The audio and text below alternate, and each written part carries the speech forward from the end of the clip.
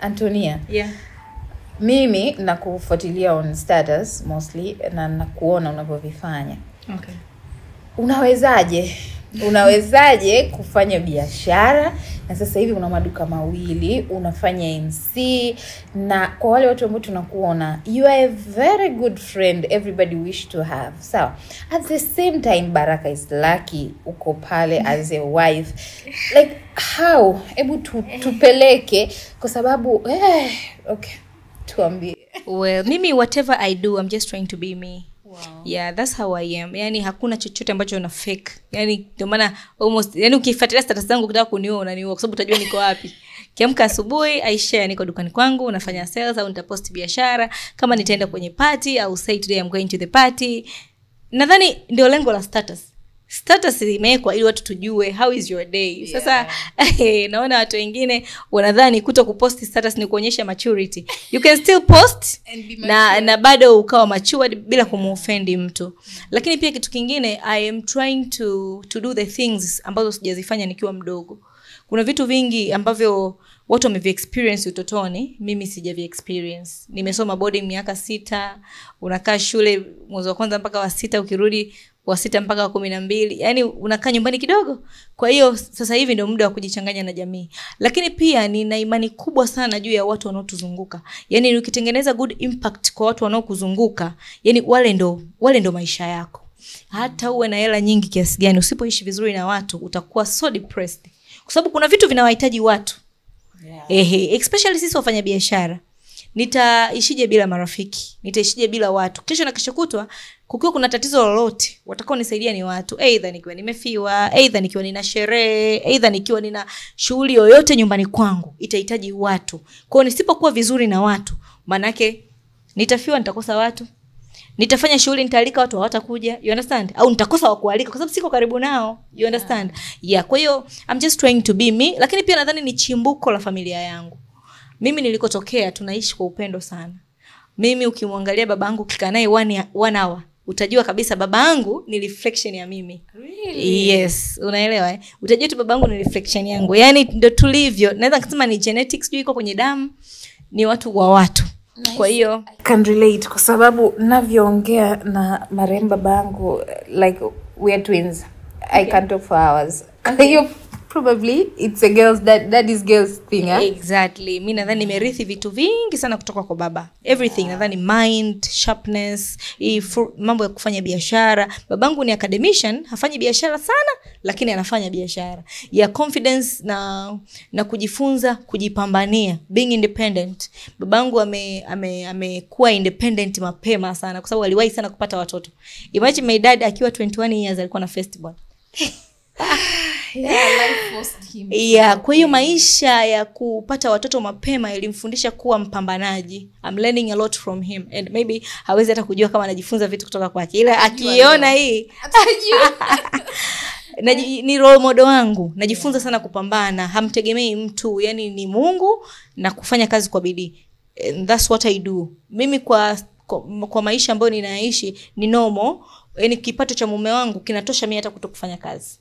Lakini kwa sababu najua mwanaume wangu leo yupo, kesho yamkini hayupo, akiwaacha wale watoto sio wa mtu mwingine zaidi yangu. Na ukiangalia background zetu sisi ambazo tumetokea, almost familia zetu zinategemea sana. Yes. Kwa hiyo nikiangalia mimi nyuma yangu nina watoto ambao ninawalea, ambao ni ndugu zangu, ambao ndio nishakabidhiwa wawe wa kwangu, lakini pia nina mama yangu ambaye ananiangalia. I'm the only child kwa mama yangu.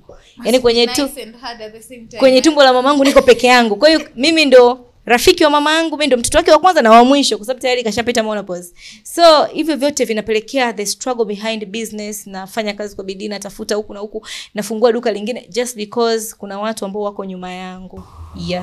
Kwa hiyo okay, tukiongelea uzuri wake kwamba una purpose as kwa nini unafanya unachokifanya. Lakini at the same time tunaona kwamba wazazi wengi ukishakuwa mama, okay mimi pia ilinikuta. Ukishakuwa mama kuna this priority na change kwenye maisha. Kuna watu wengine wanasahau hata kuwa marafiki wazuri, kuwa mke, kuwa mtoto. like kila kitu kina Depression. around watoto. Depression ndio inasababisha wakina mama kuna vitu wanashindwa kuvifanya. People are depressed out there. Mimi nimekutana na mimi namshukuru Mungu sana. Namshukuru mume wangu for real. Nimepata a very gentleman. Shout out Baraka. That man is the best. Naweza nikasema anachangia kwa asilimia nyingi mimi kuwa comfortable kufanya vitu. Kwa sababu ukiwa depressed, ukiwa mtu wa hasira, ukiwa unaudhiwa, leo mara umesikia skendo hii, kesho huyu kafanya hivi. Yaani ukiwa mtu ambaye kesho kutwa karudia asubuhi, mara kalewa sana. Yaani hivyo vitu vinakufanya unashindwa kuwa stable. Lakini mimi nimepata a man ambaye I'm so lucky for him kwa sababu he's a good man. Ninaposema good man, zile character. Wewe unamuona tu kwenye status lakini you can conclude. Zile character ambazo kila mtu anatamani mwanaume awe nazo. Yeye anazo. Siangalii muonekano, naongelea character. Yaani he is God fearing, anasali, anaomba, amenifundisha kuniweka karibu na Mungu. Imagine mwanaume anamfundisha mwanamke kuwa karibu na Mungu. You understand? Ni mtu tunahitaji conference. So he's a gentleman, he's a person ambaye he's a family person. A family person maana yake yuko radhi aende data arudi saa 8 usiku lakini halale nyumbani. Wow. You understand? Yani hatake for granted kuwa nje ya nyumbani. He's a family person, anampenda sana mtoto wake, lakini family members ni mtu ambaye akimwona mtu ana shida na anaona ana uwezo wa kumhandle, anamchukua, anaishi naye au nyumbani kwako tunaweza tukafika hapa tukaamua tu na sisi kuwa familia. Kwa hiyo nampa maua yake, ananisaidia kwa asilimia kubwa kunifanya mimi vitu viendelee kwa sababu yani sina marriage conflict. Hatugombani, yani hatupishani kwenye mambo ya mahusiano. Labda vitu vingine vya kawaida kama binadamu kukoseana, lakini ndoa yangu yani sijai kujutia. Kama huyu mwanaume mbona leo hichi kesho kile. Kwa hiyo wewe watu wakilalamika men are trash, you can't relate. I say niko kweli sina dog. You can't relate. I don't have a dog for real. Kwa hiyo ila nakubaliana kwamba men are dog. Really? Through other stories za watu wengine. Experience ya watu wengine lakini to me namshukuru Mungu. What if na wao ndo wana attract our dogs? Unajua mimi nadhani pia tuupe muda nafasi. It's too early for me to say that my man is perfect because he is not perfect. But at least bado ni mapema. Kuna watu wana miezi miwili na bado they are going through hell in that marriage. Kwa hiyo it's okay kumpea mtu maua akiwepo. Of course. Kwa hiyo from this point we can all tell kwamba kwa mwanamke kufanya malezi yake yawe mazuri, biashara, kuwa mtu wa watu, na asilimia kubwa sana inamtegemea partner. Exactly. Na partner ukiona hakukatazi kwa sababu hauvuki mipaka. Ukiona unakatazwa maana yake kuna namna unavuka mipaka. Kuna mtu akukatazi lakini anakudiscourage. Hiyo nayo kwa sababu tu labda anaona maybe inategemea pia anakudiscourage kwenye nini. Unajua let's assume kwamba ndio umeamua tuchukulie mfano mimi the podcast nafanya. Okay. Nilivomshirikisha my partner as much as haelewi and maybe haoni vision ambayo nilikuwa naiona, lakini he's like just go for it, it's okay, yani I am here, whatever support ambayo utaitaka I am here. Nikimwambia namtaka mtu fulani yeye okay, mimi na namba za watu ambao ni mimi tu and na procrastination yangu sikuwatafuta, lakini alinitafutia, kwa kuna that support. Okay. Lakini kuna mtu mwingine apati hiyo. You know why? Kuna kitu kinaitwa yani men kuna namna wanakuwa insecure hasa wakigundua kitu ulichonacho. Tunatakiwa katika maombi yetu prayer point moja hapo tusiwe na insecure men, kwa sababu we women tunatofautiana characters. Kitu ambacho mimi nimekibeba tofauti ambacho amekibeba Jean, tofauti ambacho amekibeba wewe Adija, tofauti ambacho amekibeba Halima and somebody else. Tuna ndoto tofauti. You understand? Kwa lazima wanaume wawe chachu ya kufanya ndoto za wake zao zinatimia. Inapotimia yangu imetimia ya familia.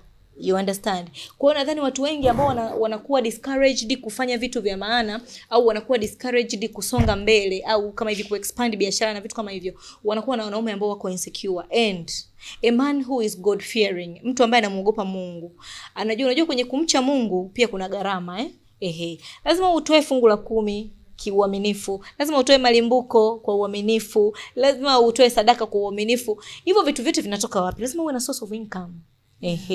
Lazima ule familia umsaidie, na unajua njia nyingine kumuonyesha mtu unampenda ni kumsaidia kwamba we can do this life game together. Wanaume wengine wanapata depression kwa sababu wao ndio wanaotegemewa kwenye familia. Yaani unakuta kwenye mahusiano baba asipokuwa na 2000 familia hili You understand?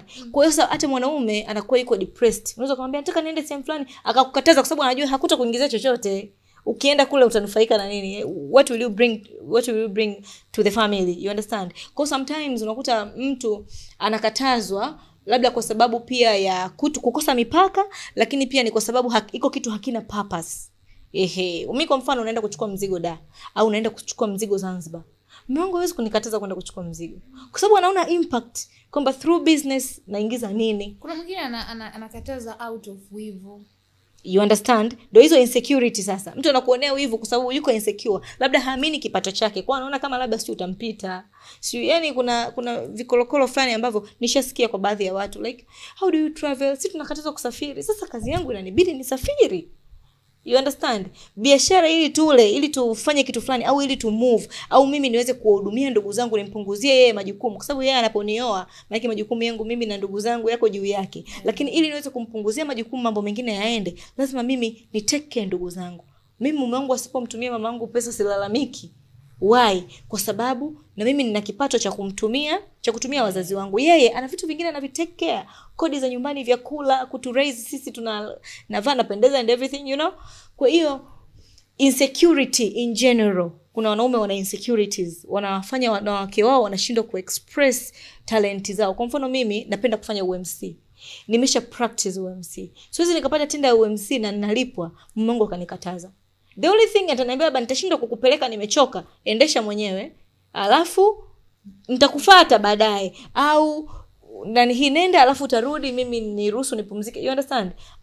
Atakusupport kwa sababu anajua talanta ambayo unayo ina good impact. Lakini pia atakukumbusha kwamba it's okay to go, lakini make sure maybe una dress vizuri, make sure you don't do this au hichi usipost.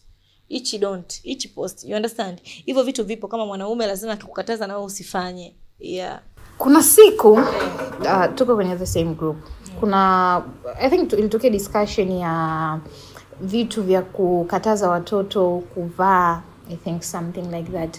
And then ukasema yule mkaka yuko unamaanisha mume wako akisema mtoto wake asivae simvalishi. Yeah, that's right. Kwa hiyo kuna mtu alicomment, I think alicomment tu out of a goodwill, akauliza kwa hiyo akikwambia mtoto avae dera utaruhusu. Ukasema kama yeye anaona inafaa. Baba ni kichwa cha familia. Exactly. Ni mara chache sana tunasikia kwa kizazi chetu cha malezi.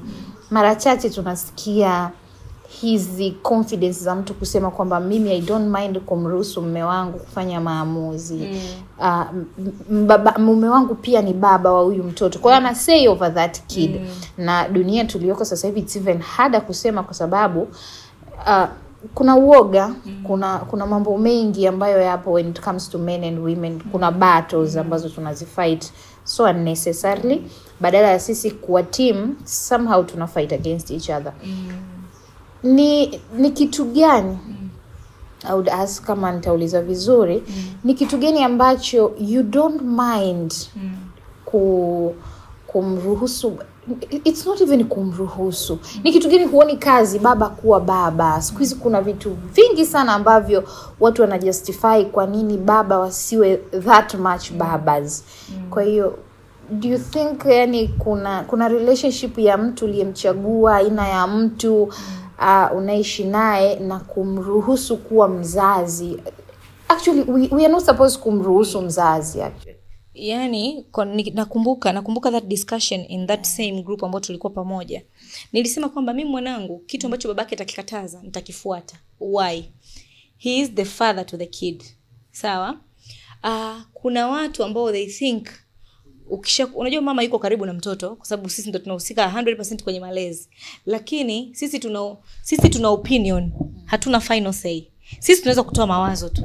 Final say zinatoka kwa wanaume. Na a proper way ya kumwambia mwanaume I love you ni kumheshimu. Hataki hata kusikia maneno, hataki hata kuona maua, hataki hata umpe hela. Yeye anataka heshima. Heshima ndio way ya kuonyesha kwamba you are the head and we are following on what you say or what you do. Na ndio maana wanasema kuna namna ambapo baba asiposimamia misingi ya familia yake, familia itayumba. Yeah. Kwa sababu kama baba anarudi asubuhi, mama hataona shida na yeye kuondoka kwenda kwenye vichen party vinavyoisha saa 9 saa 10. Na watoto wote wana shida some point. Na watoto wataenda kwenye vigodoro pia. You understand? Kwa sababu tunafuata. Sasa assume mimi mume wangu hatoki kwenda yani kwenda club, labda kuna labda kikundi tunatoka pamoja, labda tunaenda kwenye birthday party au, lakini hatoki kwenda club na kulewa all alone. Sawa? Au hata yani sio vitu vyake niseme. Hata kama mimi napenda muziki kiasi gani, mimi natokaje? Unamwachiaje baba ndani? You understand? Kwa hiyo kuna vitu ambavyo binafsi na chaga yeye afanye maamuzi ya mwisho, because he is the head of the family. Kwa hiyo akisema this is no, kama kuna namna ya kumpa opinion akaiona mbona it's not no, I'll give my opinion kwamba babe mbona haiko hivi, mimi naona hebu fikiria, what if tukifanya hivi, unaonaje hapo? Okay, na yeye inaweza akarudi kwenye sense ya kwamba okay na agree na wewe.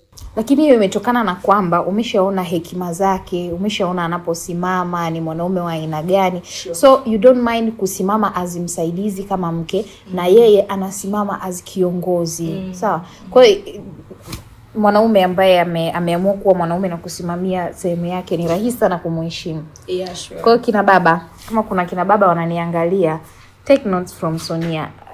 I'm telling you, Antonia ana kitu, atafika mbali kwenye ndoa yake. tuta celebrate. Amen. One day, Baraka, kama you are watching this, one day tutatamani sana wewe na yeye mkae na sisi hapa mtuelezee, ni kwa sababu I am sure kuna watu wengi sana wanatamani kuwasikia kuparent pia kapo zao, sio tu watoto. Yeah, sure. Kuparent tu pia kapo zao na wasikie. Nyinyi vijana, ni kama ninakumbuka ni kiongozi wa kanisani wa vijana. Mama T nikimwangalia usiku anaamka, sometimes anaposti anasali. Ni kitu kigumu sana especially kwa dunia yetu ya sasa hivi kusimamisha nyumba kwa hiyo style. Ni kazi. As much as wewe unasema ni ndogo, ni miaka michache, lakini kuna watu hawajavuka mwaka. Kuna watu ndoa hazijafika miezi 6. Na sio kama walikuwa wapendani. Sure, lakini kuna kitu kidogo ambacho natamani niongezee. Kwa wanandoa ambao watakuwa wananisikiliza. Hizi ndoa hazifanani. Yeah. Usiruhusu ukachukua opinion ya mtu mwingine jinsi anavyoendesha ndoa yake akakufundisha wewe. Yeah. Sio tu kwenye ndoa, hata jinsi ya kulea. Kuna watu hawanyonyeshi. Do you know that? Yeah, kuna mtu anasema mimi nikinyonyesha sana manyonyo yangu yatalala. Mtoto anakunywa maziwa ya kopo. Sasa una hela ya kumnywesha mtoto maziwa ya kopo mpaka miezi 6? Jibu unalo wewe mwenyewe. Ukikopi kule, manake your finances zitashuka chini. You understand? Vitu vyako vitakuwa viendi. Depression right. Lakini pia kuna watu wengine wana style yao ya wana rack zao za unakuta wamejipangia jinsi ya range za kupata watoto. You understand? Kwa hiyo kuna vitu ambavyo ni personal. Yaani mtu asikufundishe kwamba huyu kashakuwa, ongeza mwingine. You understand? Yaani ni vitu tu personal za kifamilia sana. Kwa kila familia ina namna ambavyo inatamani kuwe na range ya watoto wao. Kwa Tanzania sidhani kama tumekuelewa kwenye tu personal. Sisi tuko sana kwenye maisha. Yaani tuko kwenye maisha ya kwamba mbona kashakuwa huyu, ongeza mwingine. Umeelewa Usiendeshe gari hii, nunua nyingine. Yeah. Usijenge nyumba hii, hautaweza. Unaelewa? Kuna watu wako tu kwa ajili ya Kwa hiyo lazima uwe very careful kwenye kujua kwamba hii ni ndoa yangu, mimi nina maamuzi ya mwisho. Yaani mimi na mwenzangu ndio tuna maamuzi ya mwisho. Tunataka watoto wetu wapishane miaka mingapi, tunataka nyumba yetu iweje, tunataka familia yetu ikae kwenye misingi gani. Lakini I think hizi okay, sisi from the outside hizi ndoa tunazoziona kama za kwenu, tunajiuliza mmefanyaje? Ni muda mtoke mtusaidie, kwa sababu tunasikia sana watu wengi wanapolalamika maumivu. Tunasikia sasa hivi okay, let's assume ya kwenye the podcast ya malezi. Kuna malezi tunayoyasikia hatukubali, kuna watu hawakubaliani na hayo malezi. Kiasi kwamba yamekuwa yale malezi mengine ndio the standard imewekwa. Lakini mtu akipata nafasi ya kusikiliza malezi tofauti, kwa sababu utakutana na watu tofauti, kuna mtu atakwambia atajustify kwa nini mtoto anahitaji let's say kabisa. Kitu kimoja ambacho wanatakiwa watu wajue. Binafsi I'm speaking my opinions and my views, and opinion zangu sio conclusion. Exactly. Yeah. Kuna watu ambao yani kuna malezi ambayo mimi hivi ndio ninavyo define standard malezi. Lakini kuna mtu mwingine ana define tofauti. Kuna mtu mwingine ambaye anasema mtoto bila simu, mbona atakuwa mtoto wa kizamani? You understand? Na atakupa point ambazo zinaonyesha kweli mtoto anatakiwa awe na simu 24/7. Awe attentive. Akiwa na shida anaweza kukupata, mzazi anakupigia simu, anaweza karekodi kama anaulizwa maswali ahead of their peers kwa sababu wanajua technology. Unaelewa? Which can be right kwa mzazi ambaye anakubaliana na hayo kabisa. Kuna mtu mwingine pia anaweza kukwambia kwamba mbali ya kuwa mzazi, kwa nini unyonyeshe nyonyo lilale? Mimi kama nina uwezo wa kumtengenezea mtoto maziwa ya kopo, kwa nini nisimpe ya kopo na kipato ninacho? Huwezi kubishana na mzazi kama huyo. Kwa sababu hivyo ndio jinsi umeelewa. Hivyo ndio jinsi anavyo define malezi na yuko sahihi, kwa sababu hivyo ndio alivyoamua kumlea mtoto wake. Kwa huwezi kumfundisha mtu kulea. You understand? Kwa hiyo mtu tu anatakiwa ajue generally kwamba haya ni mawazo yangu on how nimedefine malezi yangu. Na mtu mwingine namna ambavyo ana define malezi yake yuko sahihi pia, kwa sababu kila mtu ana opinion yake. Na hata siku moja tuwezi wote kukubaliana jambo moja. Kuna mtu mwingine atakwambia kama wewe unapenda muziki, mume wako apendi, akuruhusu utoke, kwa nini anakubana?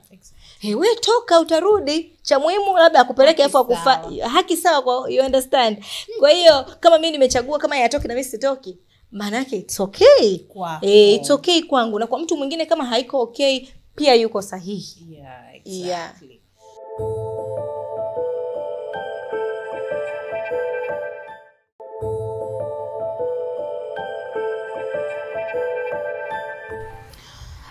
Okay, Mama T, sasa hebu tuongelee kwamba ni maisha gani kwenye haya malezi kwa mzazi yoyote aliyoko huko nje. Lakini hata kwa watoto wako leo na kesho haupo, hautamani kabisa mtoto ayapitie. Unajua kuna yale kwamba yani mimi jamani sijui kesho ikoje, lakini sitamani mtoto wangu aishi. I say, yani katika vitu ambavyo I pray a lot mwanangu asivipitie, maisha ya ukambo. Tutaanza kulia hapa kwenye podcast. I say maisha ya ukambo ni maisha ambayo mimi nimeyaishi. Naweza nikasema pia mume wangu naye ameishi kwa nafasi yake, kwa sababu amekuwa raised na single parent. Ameishi sana kwa ndugu. Kwa hiyo kuna trauma ambazo mimi na mume wangu bado tuna heal. Yani hatukupata mapenzi ya baba na mama. You understand? Yani yule baba yako na mama yako wanakulea wewe kama mtoto aliyekuzaa. Kwa kuna zile traumas ambazo mimi nimekuwa nazo. Yani kuna vitu ambavyo, kwa mfano mimi right now I take my baby na muuliza, so baby what do you want? Nini nikununulie nini? Unatamani? Yani sio vitu ambavyo mimi nishavipitia. You understand? Mamangu naishi mbali, nimelelewa na stepmother. Amefanya kwa nafasi yake mimi kuwa hivi. Lakini sio maisha ambayo nayatamani mwanangu ayapitie. Like for real. Kwa sababu inakuwa ni stress kwa mtoto na kwa mama pia. Yule mama anayelea. Unaona Kwa hiyo inawezekana mama akawa yuko vizuri lakini mtoto akawa na shida. Inawezekana mtoto akawa yuko vizuri lakini mama asimpe genuine upendo, kitu ambacho hakipo. Mzazi ambaye hajakuzaa hawezi akakupa upendo sawa sawa na wa mzazi wako. Tuko kwenye dunia ambayo I think hatuogopi, hatuogopi au tumenormalize kuishi hayo maisha. Mtu ambaye hajayaishi lakini haoni, like anaweza akahisi okay, mfano mimi sijaishi maisha hivyo, nimeishi na wazazi wangu.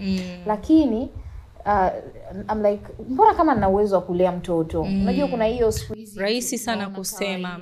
Rahisi sana kusema. Kwa mfano kama mimi hapa nitasema okay, kwa sababu nimelelewa na stepmother na mimi naweza kuishi na mtoto ambaye sio wa kwangu.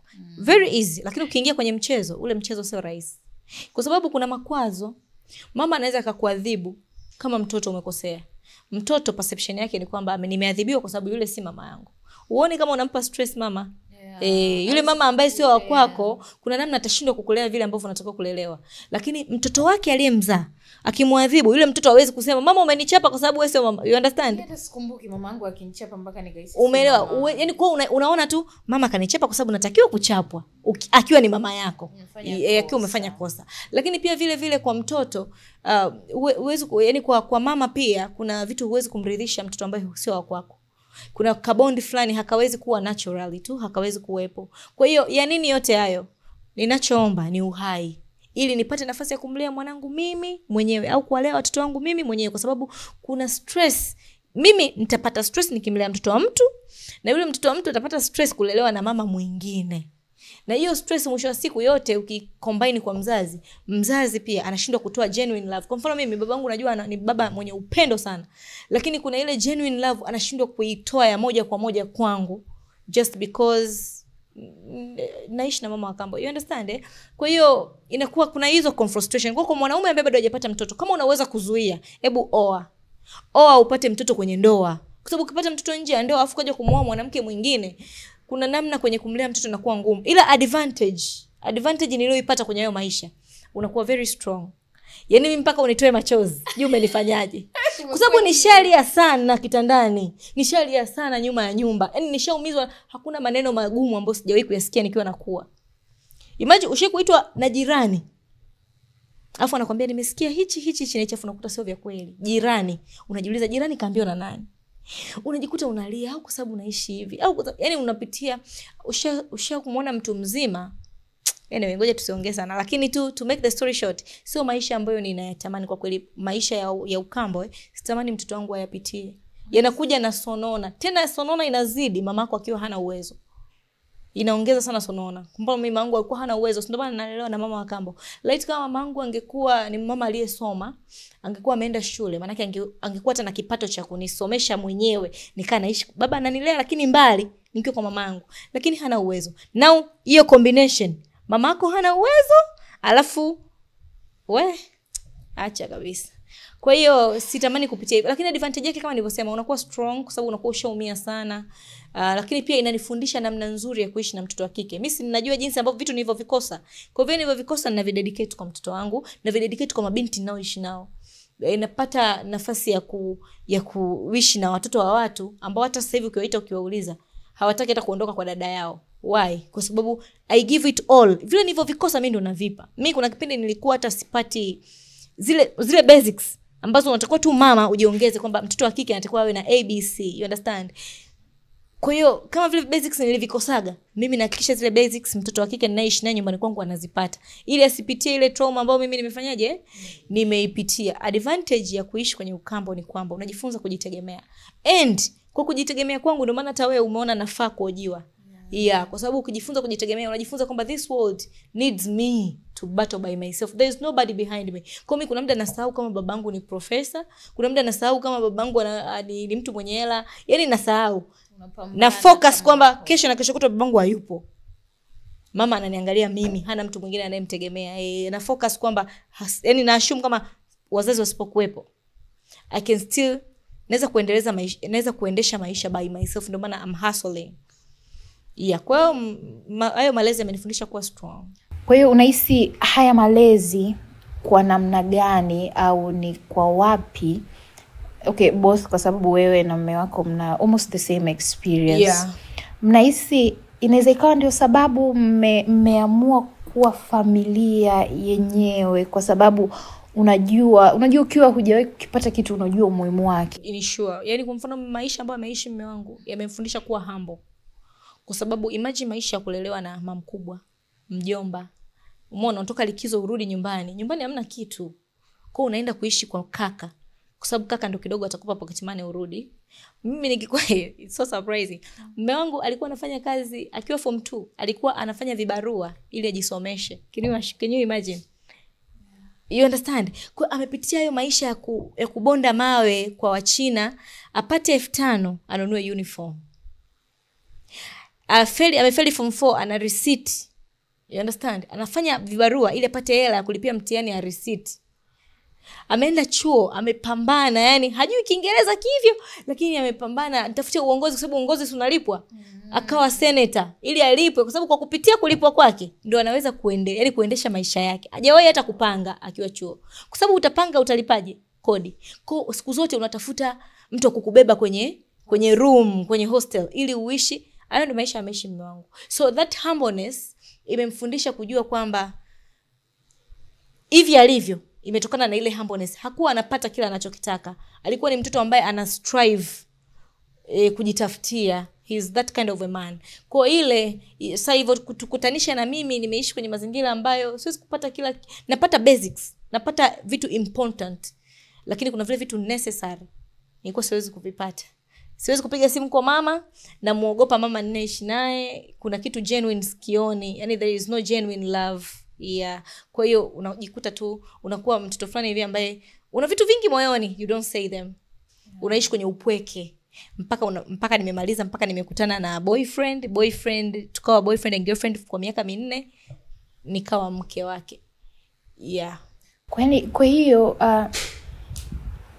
nikurudishe tena kwenye malezi. Okay. And the same experience ambayo umeipitia. Malezi yetu ya sasa hivi tunawapa watoto wetu kila kitu.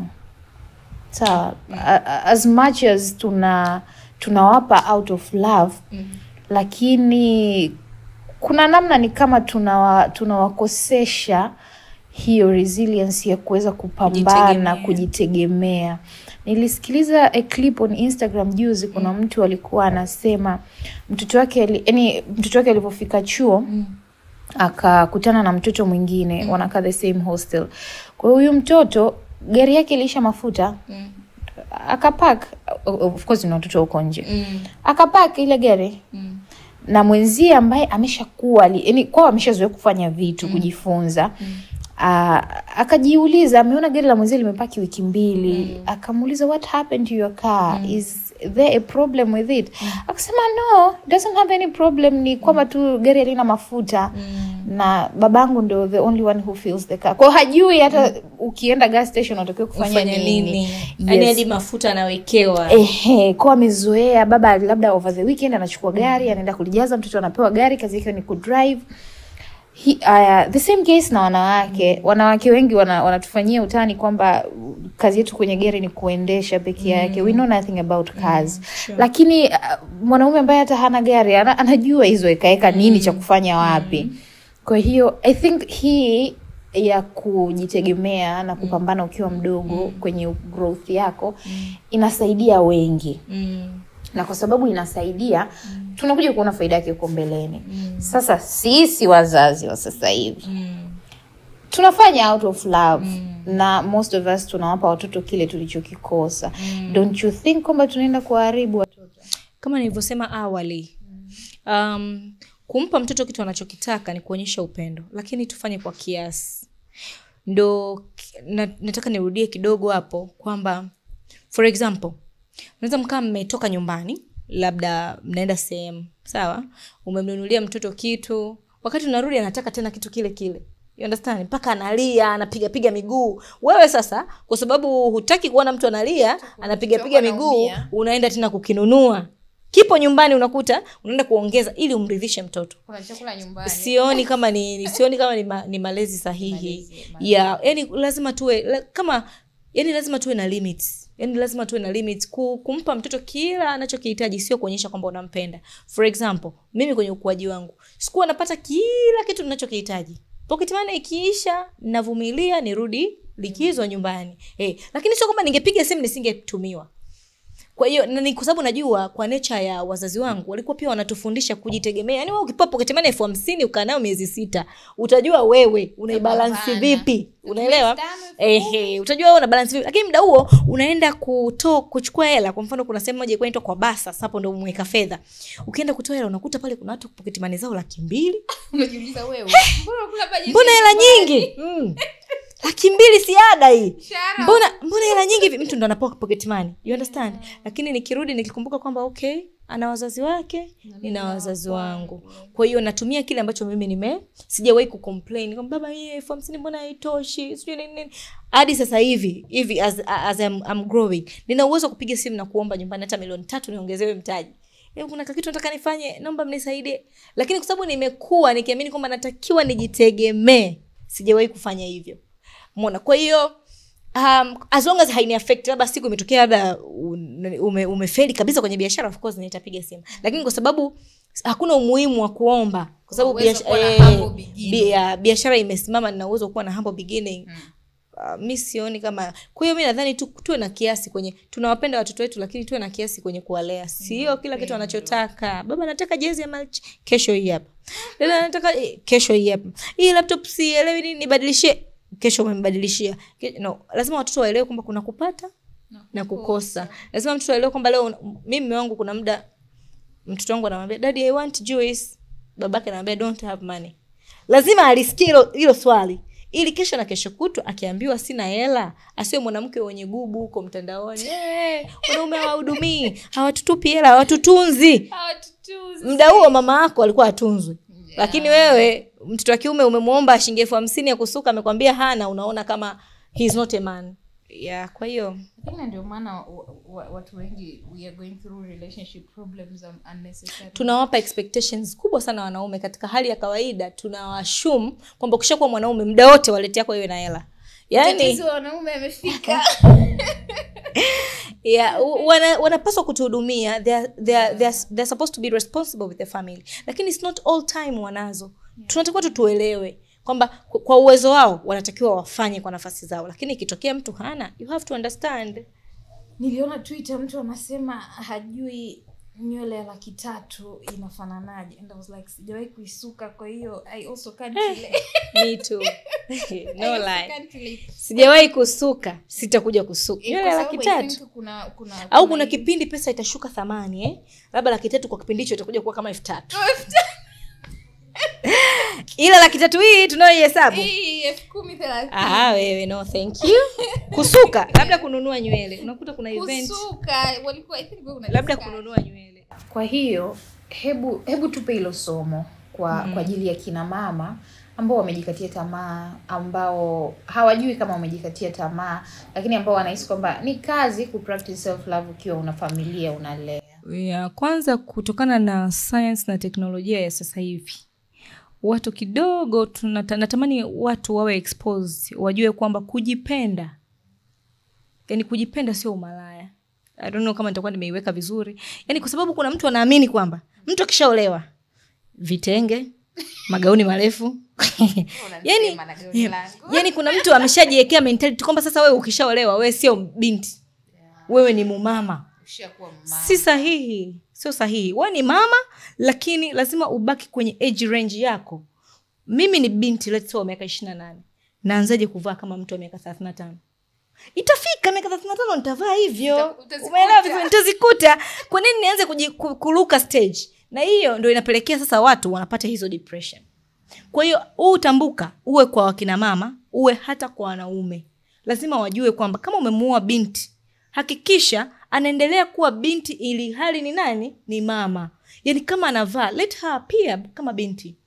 Yani mruhusu apite kwenye hizo stage, asije kukusumbua uzeeni. Ndio yale mambo ushakuwa mzee, umevaa kikaptula. Akati nyama zimeshashuka. Unaelewa vizuri? Nyama hazijakaza. Unaanza kuchekesha. Wewe unadhani uko confident, kumbe unatuchekesha. Wewe unadhani unajiamini. Lakini Kitanzania watu wa nje wanaweza wakatujaje? Sasa sisi we are not concerned. Kwa sababu kwa mfano kwa wazungu, wao ni desturi. Unajua mzungu hata kupanda naye kwenye dada amevaa kaptula mimi anashangaa. Umeelewa Ukienda kwa mfano kwenye sijara, utakuta pale wazungu wamevaa kaptula vifupi sana, mithili ya tight. It's okay kutokana na culture yao. Lakini kwetu sisi kuna ufupi fulani unatakiwa uishie. Kwa hiyo mimi kwenye swala la self love, kwanza natamani kuwakumbusha watu, huwezi kumpenda mtu kama wewe hujipendi. Kwa sababu self love means self appreciation and regarding yourself, ndio? Kwa hiyo kama wewe hujipendi, how can you love someone? Kama mama lazima ujue kwamba mbali na kwamba mimi ni mama, natakiwa niwe msafi, natakiwa ninukie. Ikifika kile kipindi ambacho mtoto amepunguza rate za kunyonya, lazima uanze kunukia, usinuke maziwa. Lazima uwe smart. Yani haimaanishi kwa sababu wewe ni mama basi nywele hivi. Unaonaga zile zina trend sana, mama before and after. Nywele za mama mjamzito yani ziko kule. After ndo binti mzuri. You can still be mama kijacho and smart. Ushakutana nao mama. Unaenda clinic mama miezi 9 mjamzito, ila kavaa nguo safi, nywele zake zimesukwa safi, kama amenyoa, amekata safi, amepaka lipstick. wapi pameandikwa mama mjamzito asipake lipstick? Kwa sababu lipstick haihusiani na mtoto aliyeko tumboni. You understand eh? Kwa hiyo you can still be smart, yeah. Na baada ya kujifungua jipe muda. Kwanza embrace the changes. Yani kubaliana na mabadiliko ya mwili wako. Kwamba hichi ni kipindi cha mimi kumlea mtoto wangu. Kikliniki wanasema miezi 6 ya kunyonyesha. Hii ni miezi 6 ya mimi kukubaliana na hali kwamba natakiwa nile vizuri kwa sababu mtoto anatakiwa anyonye vizuri. Natakiwa nitoe maziwa ya kutosha. Natakiwa nimpende huyu mtoto kwenye hichi kipindi, kumpa muda. Kwa kuna vitu ambavyo utavipunguza. Kama ulishazoea kubandika kucha, unahakikisha kucha zako zinakuwa fupi lakini zinakuwa safi. Kwa kama una kijana anaweza kaja kukutengeneza kucha zikabaki kuwa safi ukiwa nyumbani kwako. Yani haimaanishi kwamba ukiwa unalea basi na kucha basi zimejaa huku udongo, sio ndizi zile ulizokuwa unamenya za mtoli. Yani haimaanishi kwamba sasa ndio asubuhi usipige mswaki, una matongo kutongo, madela, manyoya, maziwa yanachuruzika. Kuna zile breast pads za kuweka za kuzuia maziwa yasichuruzike.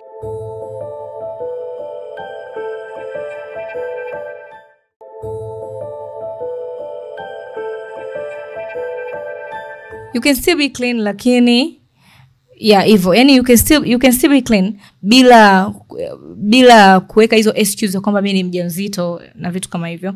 Lakini pia kitu kingine cha muhimu ambacho lazima ukijue ni kwamba kuna muda wa malezi ule muhimu wa miezi 6 mtoto anakuwa ameshaanza kuchangamka, unaweza kumaintain mwili wako. Yani kuna watu ambao nawasikia yani they say kwamba mimi nimeshazaa watoto 2 au 3 ndio maana tumbo liko hivi. You understand? Yani ile kuna comfortability fulani mtu anajipa kupitia uzazi. Mimi nafuatilia watu ambao hata wengine sio hapa Tanzania, wengine tena wa Tanzania ndio wengi ambao ni wamama wana watoto wengi na matumbo yao hajalegea na matumbo yao wameweza kuya maintain. Hakuna kitu ambacho kinashindwa kurudisha mwili wako ulipotoka, ila tunachokosa ni discipline. Yani mtu akishajifungua, especially sisi ambao tunajifungua kwa operation, yani kuna ile notion ya kwamba kwa operation yani wewe ndio milele tumbo lako litakuwa hivyo. Haiko hivyo jamani. Kuna namna unaweza maintain vyakula especially wanga na sukari, vyakula ambavyo havitakiwi kuliwa usiku kama unataka kupunguza mwili. Kwa ukiweza maintain hivyo vitu, unaweza ukawa a young mom na una watoto. Tunamwangalia mtu kama Aikana Real, muangalie mtu kama Jackie Mengi, muangalie mtu kama Zamaradi Mkatema, muangalie mtu kama yani kuna watu wengi ambao wana watoto zaidi ya 2 and still wana miili mizuri. So who are we to give an excuse au to conclude kwamba ukishazaa watoto 2 3 basi wewe mwili wako unatakiwa uwe hivyo. Kwa ni labda kama kuna zile problems. Unajua kwenye uzazi kuna mambo mengi. Kuna watu wengine wanakuta mtu kashona zaidi ya mara moja, au wale wazazi wetu wa zamani ambao hawakushonwa chini wameshonwa katikati. Nadhani hizo zinaweza zikachangia kupelekea kuwa na mionekano hiyo, of which kwa sababu umeleta watoto duniani tunachukua tu kawaida. Lakini kwa sisi wa kizazi cha sasa hivi, operations za sasa hivi zimekuwa advanced.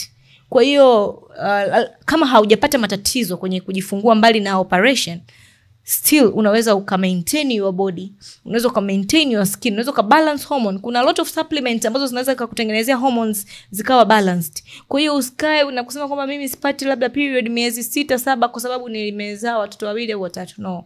Kuna supplements zipo ambazo unaweza kaenda kuomba ushauri kwa hawa madaktari, wakakupa ushauri mzuri ni supplements gani utumie ili uweze kubalance hormones zako, mambo mengine yakaenda vizuri. Kwa hiyo self love ni kitu ambacho kila mtu anatakiwa akipractice, na tunatakiwa tukipractice kwa sababu ukiweza kupractice self love hakuna mtu ambaye atakupa depression. Kuna watu ambao sasa hivi hawezi kutoka bila mtu, yani hawezi kwenda sehemu bila mtu, hawezi kwenda kula mwenyewe vizuri.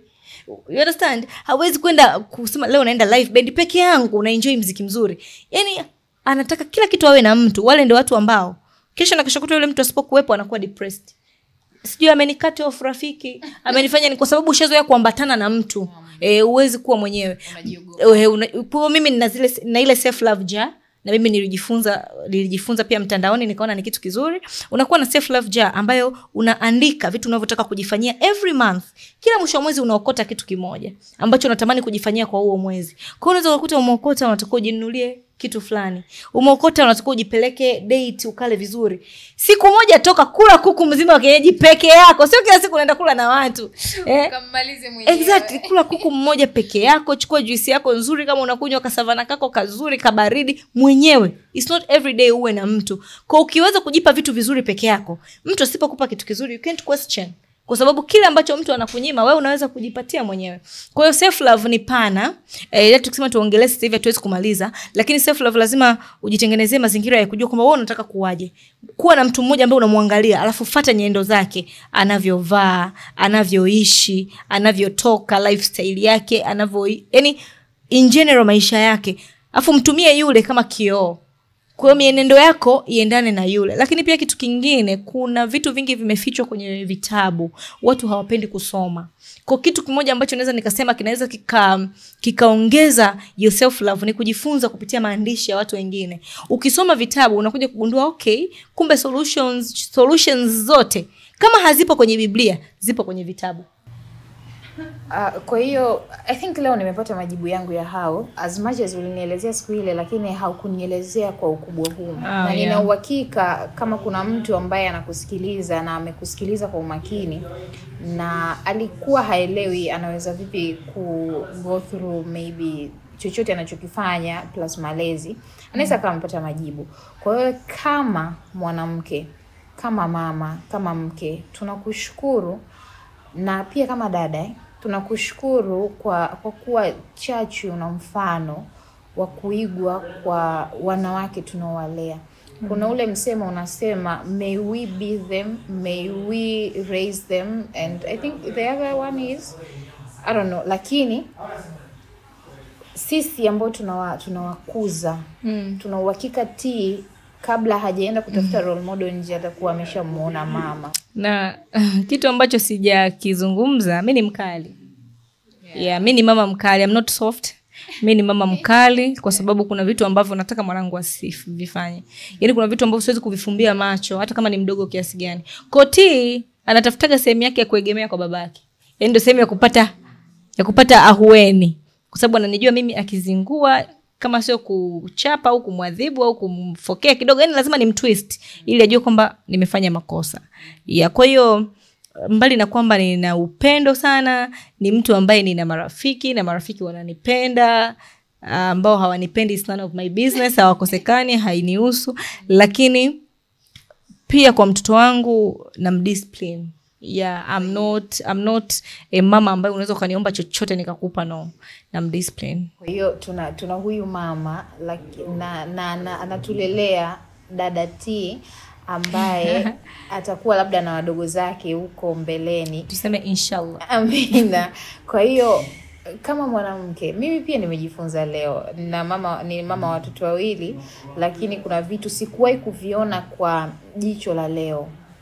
Kwa hiyo kama mama, kama dada, kama mke na kama mwanamke, tunakushukuru sana kwa kutulelea kizazi kijacho, kwa kutusaidia kumenta baadhi ya watu, kwa kutusaidia kutukumbusha baadhi ya vitu. Barikiwe sana na tunakushukuru. Thank you so Ningependa kwa wale watu ambao hawakujui waelekeze unapatikana wapi na watakupataje on social media and kwa hiyo kama nilivyosema awali, mimi nina maduka ya vyombo, nauza vyombo vya kisasa na vyombo vya plastic, nauza jumla na reja. Duka langu la kwanza liko Soko Kuu Chief Kingalu, frame za chini kabisa A31. Lakini pia na duka lingine liko mtaa wa Nunge, pembeni na maduka ya vinywaji, mtaa unaitwa mtaa wa Soko. Pale tuna duka la vyombo vya kisasa, mapambo, mapazia, tunauza jumla na reja. Lakini pia nauza accessories, nina kibanda Goli wanaliita. Goli la accessories, nauza urembo wote wa wanawake, hereni, cheni, bracelet, vibanio vya nywele, vitu vyote vinavyohusiana na urembo. Lakini pia ni kijumbe, nachezesha michezo ya pesa. Kuna mchezo wa kila siku, kuna mchezo wa wiki na kuna mchezo ya mwezi. Kijumbe mwaminifu, unapata pesa yako kwa wakati. Shida vipengele uje navyo wewe mchezaji. Lakini pia mimi ni marketing manager wa kampuni ya mume wangu. Kampuni yake inaitwa Mpya Events. Wana deal na mambo ya printing, designing, kutengeneza logo, kuprint diaries, kuprint t-shirt, kitu chochote kinachohitaji kuwa printed wanafanya. Kwa hiyo tunatengeneza mabango yanatumika kwa ajili ya kubrand biashara ya mtu. Kwa kama nilivyosema, hizo ndio biashara zetu, kuuza vyombo pamoja na kutengeneza mabango, hizo printing and signs. Na wote tunapatikana Morogoro mjini. Mume wangu anapatikana jengo la Lotos utakuta pale Mpya Events pamoja na namba zake za simu, anapatikana pale. Lakini pia tuna michezo ya vyombo kwa watu wanapenda kulipia kidogo kidogo, mtu anakuja kuchukua vyombo vyake. So that's all that we do. Na mkoani wanatuma for a living. Yeah, of course tunatuma mikoa yote ndani na nje ya Tanzania. Tunashukuru sana. Instagram Tony_kitchen_model. Tunashukuru sana. Thank you so much.